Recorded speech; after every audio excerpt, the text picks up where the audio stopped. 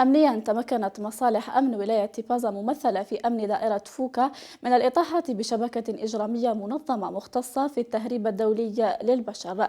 العملية جاءت بعد إحباط محاولة هجرة غير شرعية عن طريق البحر وتوقيف 24 شخصا، 10 أشخاص من جنسية مغربية و14 شخصا من جنسية جزائرية، ليتم تكثيف التحريات والبحث العملياتي، أينما تم توقيف 6 أشخاص منظمي هذه الرحلة السرية. تفاصيل القضية نتابعها في تصريح الضابط عمار شرفي، رئيس خلية الاتصال والعلاقات العامة بأمن ولاية بازا. تمكنت مصالح أمن ولاية بازا ممثلة في أمن دائرة فوكا من الإطاحة بشبكة إجرامية منظمة مختصة في التهريب الدولي للبشر.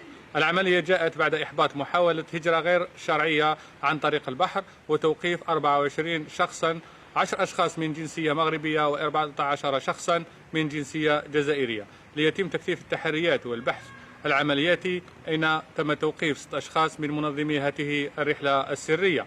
العملية أسفرت عن استرجاع ما يلي: قاربي صيد طول 5.20 متر، محركين من نوع ياماها قوة 40 و60 حصان، 570 لتر من البنزين، جهاز تحديد المواقع GPS، بوصلة وسترات للنجرة.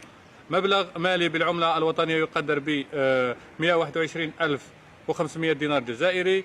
مبلغ مالي بالعملة الصعبة قدر 1245 أورو، 20 درهم مغربي. تم إنجاز ملف قضائي ضد السالفي الذكر عن قضية جناية تهريب المهاجرين، تعريض حياتهم وسلامتهم للخطر، جنحة الشروع في تدابير الخروج غير المشروع من التراب الوطني مقابل منفعة مالية من منفذ غير محروس في إطار جماعة إجرامية منظمة عابرة للحدود. يتم تقديم السالفي الذكر أمام النيابة المختصة إقليميا.